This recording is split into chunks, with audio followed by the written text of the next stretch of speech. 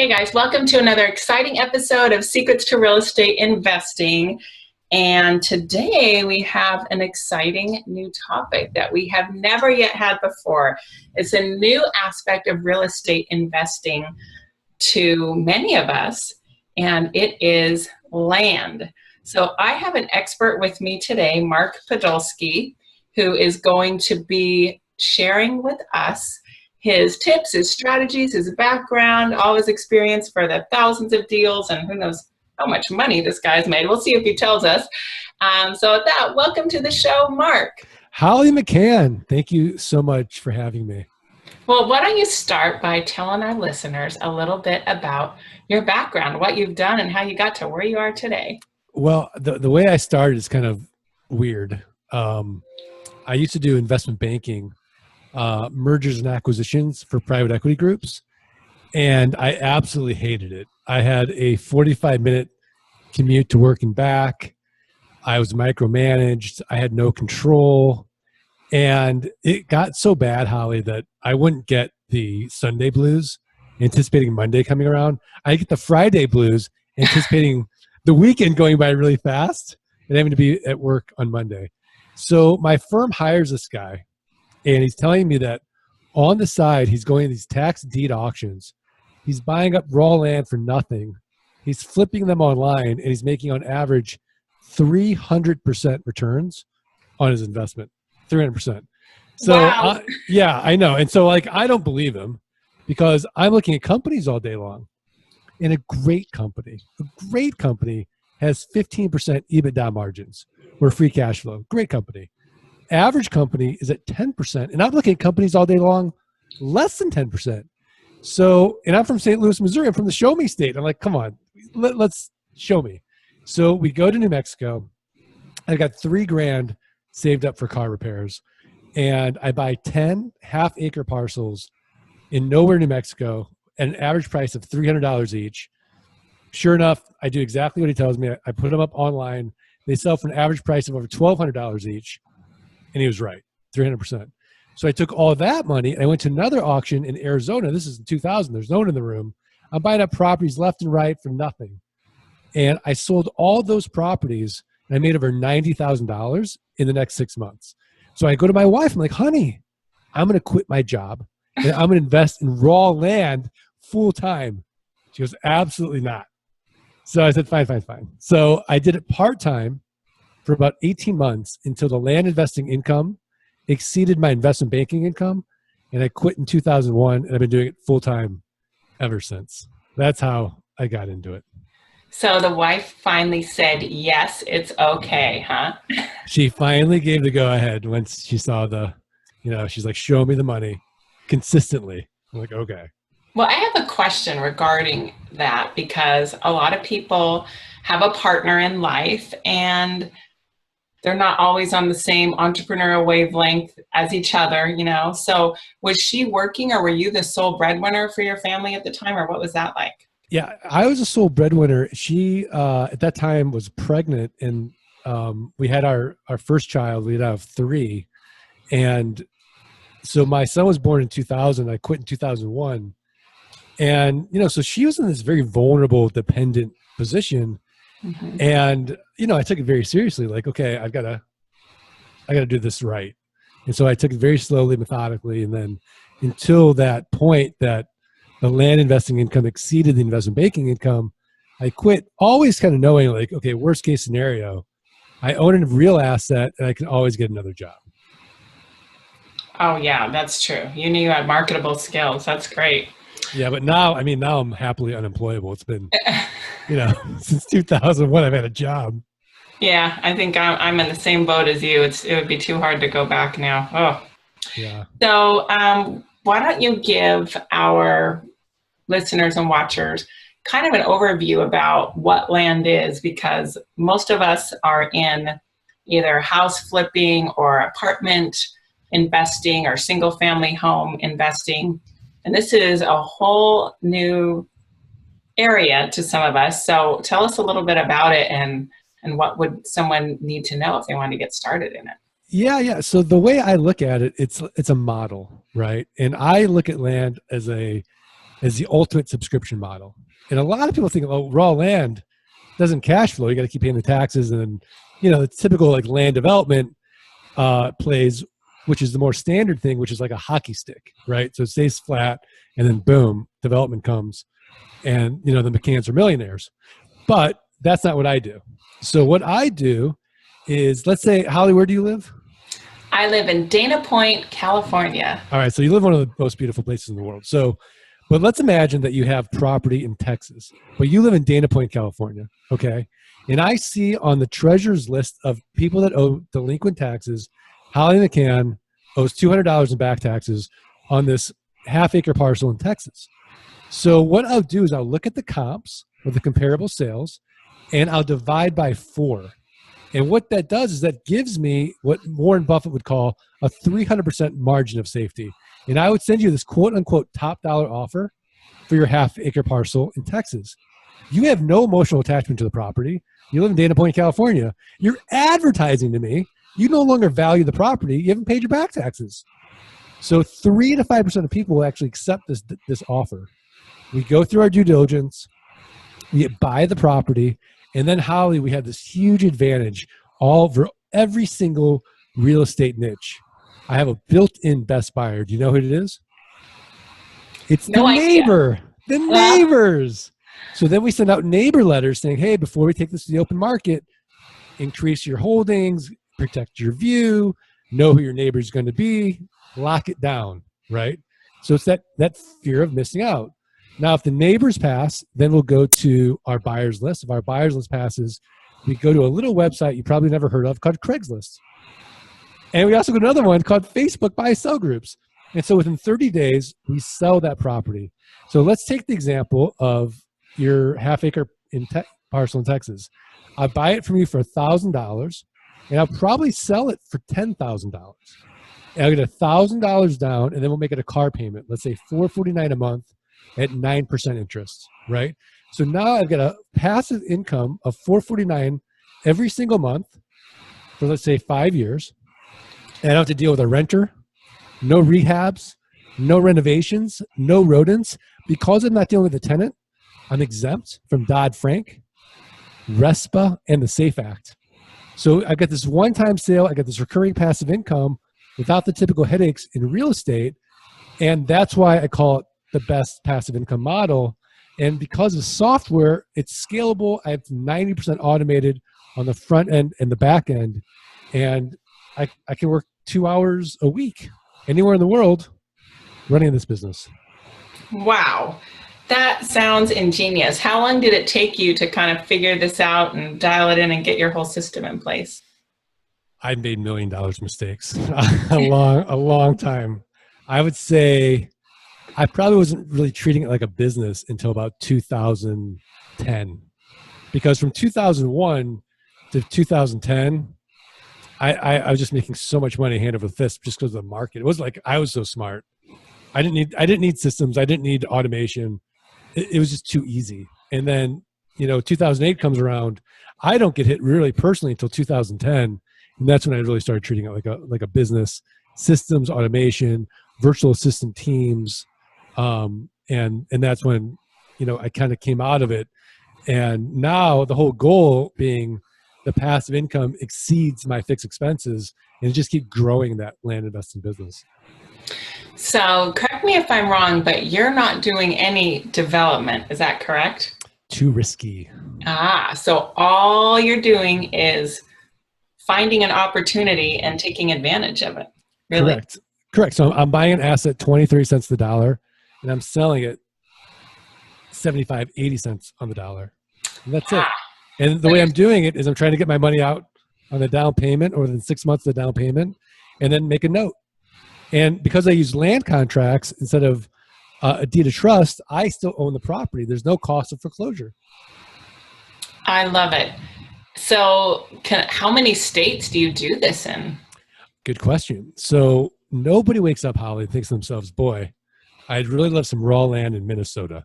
Unless you live in Minnesota, right? So we focus on California, Nevada, Colorado, Texas, Arizona, a little bit in Oregon, Washington, Florida. So the Sunshine States. Got it. And where do you live? I'm in Arizona. I'm in Phoenix. Okay. And do you ever travel out to see any of this land, or no need? I haven't looked at a piece of property in years. So what we do with our due diligence is we'll hire somebody locally on a Craigslist gig for like $50. They'll go out there, they'll shoot pictures, they'll take video, they'll fill out our property checklist, and then we have that for that area for a long time. Nice. What kind of items do you have on that property checklist? What are things that you look for? Well, we want to make sure there's legal access, ingress and egress, right? Can you actually get to the property? When you're going to the property, what's that road like? Is it dirt? Is it rock or gravel? Is it bumpy? Do you feel like your life is in jeopardy out there? It's because there's just nothing around. What's compelling about the property? Are there mountains? Are there lakes? Are there streams? What's the topography like? What are the neighbors like? Is anybody dumping? Is anybody doing anything out there they shouldn't be doing? Those types of things. Because everything a buyer would want to know, we're going to want to know. And then we also hire, in the Philippines, somebody to go do our title search. So for $11, we make sure that title's free and clear, no liens or encumbrances, and then we'll close on that deal. And what do you use to track all this? Is it do you have like some kind of an online sharing system, since you say someone from the Philippines, someone from, local from Craigslist? Do you guys all share it online? We created our own proprietary system. And basically it automates, we get the list, we upload it into our software. It automatically via Lob API sends out the offers. When the offers come back, we have a system with our VAs. They go in and it tracks all 5 segments of our business all the way to contracts. What used to take me 20 minutes in contracts now takes about 2 seconds. So wow. We saved about 119 hours between 3 of us last month in the software. But it's based on Podio, Globiflow, and Zapier type of template, but we hard coded it because we didn't want to be dependent on these 3 channels. Very interesting. Sounds like you've got the system down. Do you think your system is already as perfect as it can be, or do you still find opportunities for improvement lately? Well, we're all continually improving everything. I love the Japanese term Kaizen. So it's continuous improvement on every aspect of the business. What can we make better? How can we be this more efficient? How can we, lower our costs? On the other side of it, we automate the collection of the money and the notes using a program I created called geekpay.io. So it's a set it and forget it system. We collect via ACH. If the ACH fails, it'll charge the credit card on file. So we have multiple payments on file. So we really lowered our default rate from maybe 10% down to 5% using the system. The borrower can log in, see their current balance, make a prepayment at any point in time. There's automates the notifications because it avoids these 2 annoying things I used to always get. Hey, Mark, what's my current balance? And hey, Mark, can I make a prepayment? So now GeekPay automates all of that as well. Wow, you've thought of everything. I'm impressed. Thank you. So what's next on the horizon for you? Are you just going to keep growing this, or what else are you working on? Yeah, so I've got a book that I'm trying to finish up. So I've got the book coming out. GeekPay, we're continuing to develop because there's other verticals that could use GeekPay. Fee-for-service doctors, dentists could use it. Auto dealerships could use it. Private money people can use it. So kind of getting that out and making that bigger is something I'm really excited about and working on, as well as for my own land people as well. And then flight school, just our training program where we take people through a 16-week class, and after 16 weeks, they're doing deals with our instructors, and it's awesome. That's cool. That's a fun name, flight school, huh? Yeah. See how geeky cool. I am, Holly? What's that? See how geeky I am? I know. I think geeks are cool, though. All right, thank you. Geeks are the ones making all the money. So how many contracts do you have right now that you're collecting on? And is it just you, or do you have some partners in the business that are doing it with you? So I have an acquisition manager that runs the business, and he manages the VA team. So he takes a percentage. I'd say at any one time we have between 250 and 400 notes kind of active at any one time. Wow, that's a lot. So you have created a cash machine. So all those notes are just bringing in money every month, right? Yeah, and if there's a default, big deal. We'll get another down payment. It will get it. We'll extend that note. Just increases our ROI. So it's really fun in that sense. Yeah. I mean, it almost sounds like it might be boring because you've mastered it now, huh? Well, I mean that's why I'm doing these other things because after you've done anything for like over 10 years, you do need a new challenge for sure. Yeah. But I love it. I love the stories of my clients that were able to retire their spouse or quit their Fortune 300 job and travel around the world doing this because you can do it from anywhere in the world. All you need is a laptop and an internet connection, and so that really inspires me to continue, teaching and growing and getting better as an investor, and to kind of stay ahead of all of them as well. Oh, yeah. So are you buying at tax sales or you're making offers to people before they get auctioned off? So when I first started, I would only do tax deed sales. And then those rooms got bigger and bigger and more competitive. And so I'm like, well, how can I get property before it goes to tax sale? And that's when we started the letter writing campaign of sending out offers before it goes to tax deed sale. So I'd say 90% of my deal flow now is is on the letter writing campaign. And maybe 10% is from wholesalers, coming to me and like, hey, Mark, I got this big deal. Can you take it down? I'm like, yeah, I'll take it down.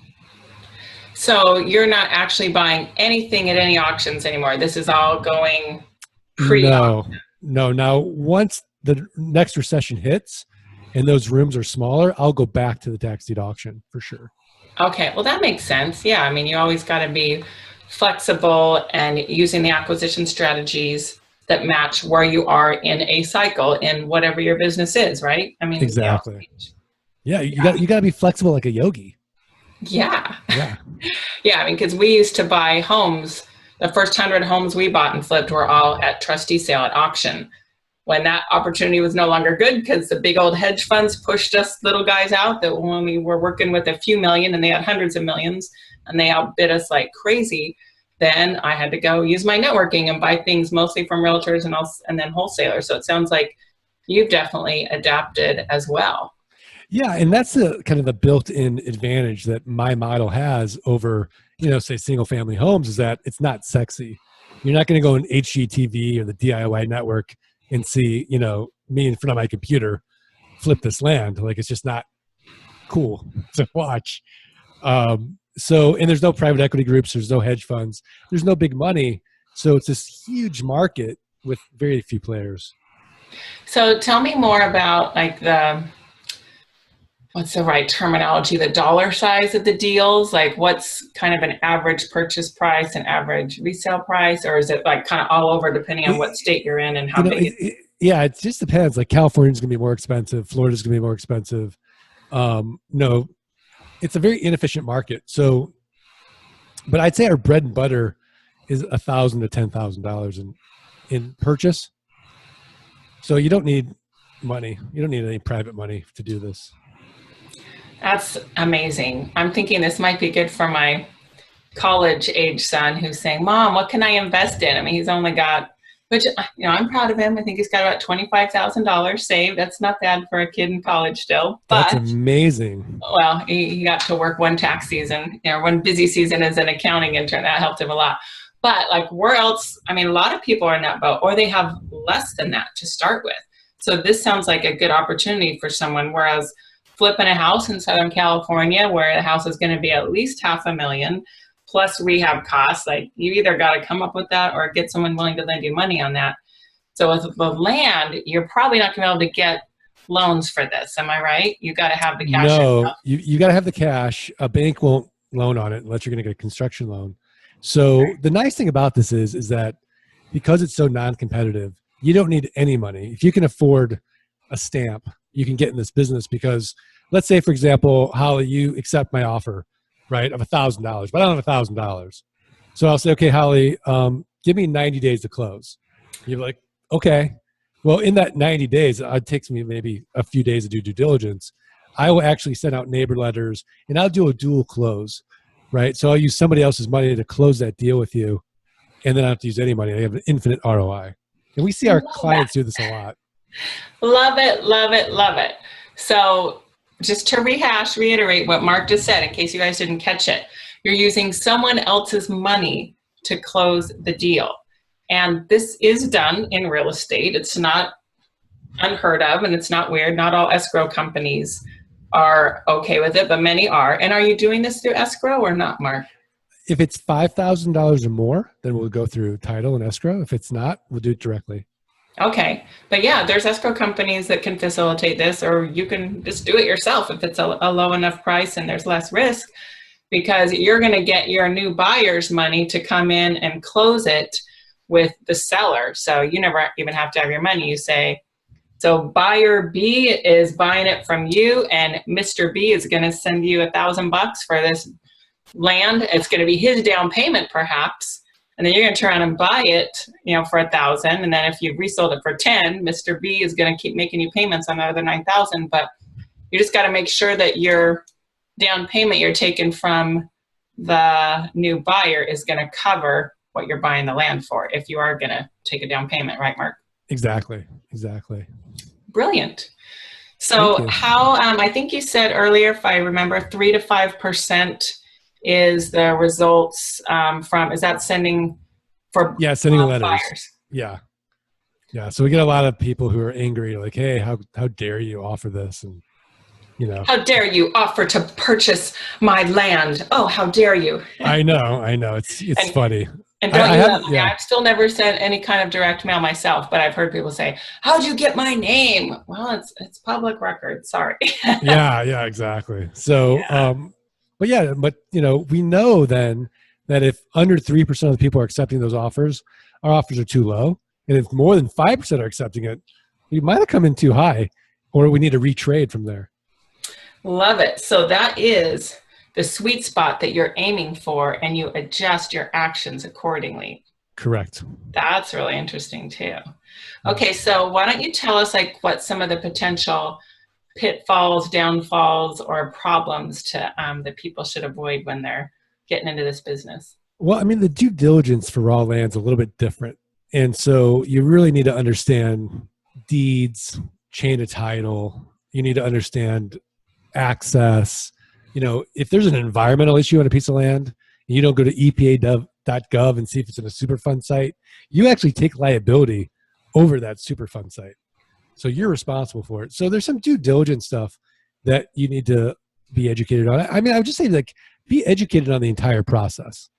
And there's a plethora of free information out there to start doing this and learning. So you don't have to, go through me to learn it all. It's just Google land investing. It's all out there. Great. Awesome.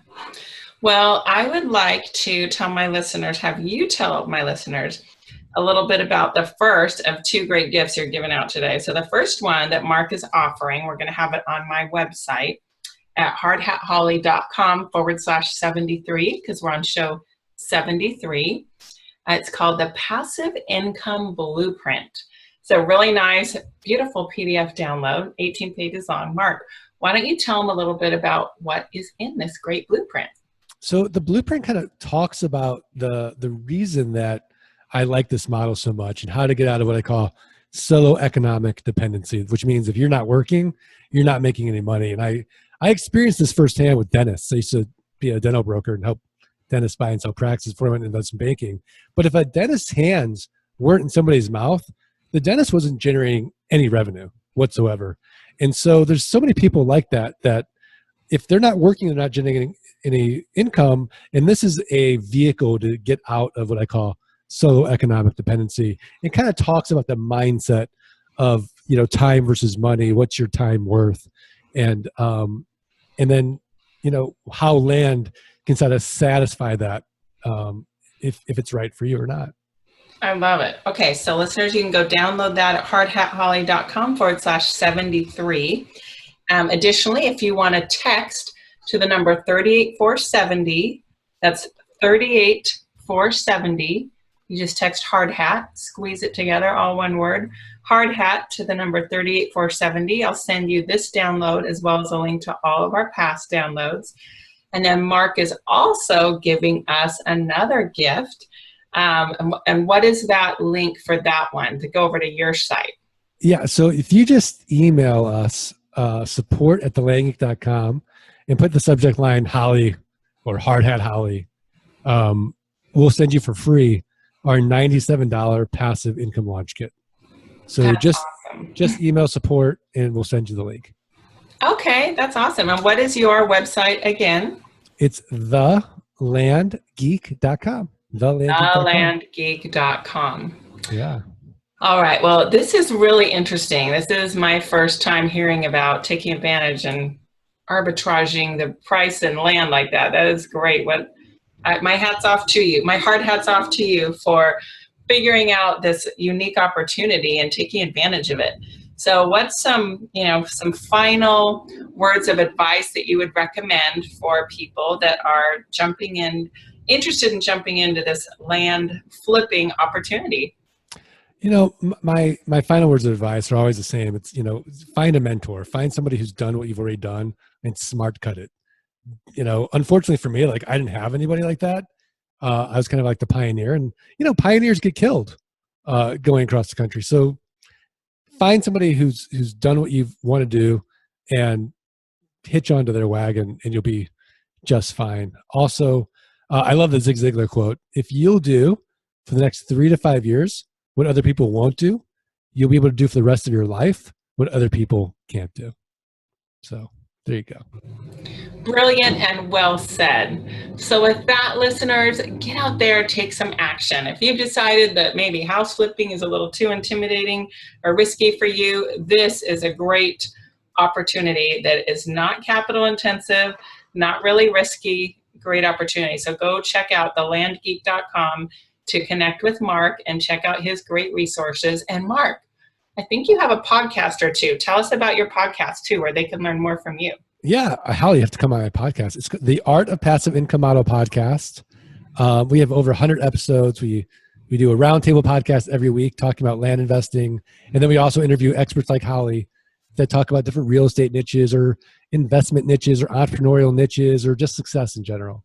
So we try to extract out all their success secrets in the Art of Passive Income Model podcast. I have another one called the Best Passive Income Model podcast that's has over 100 episodes, and that was more expert related.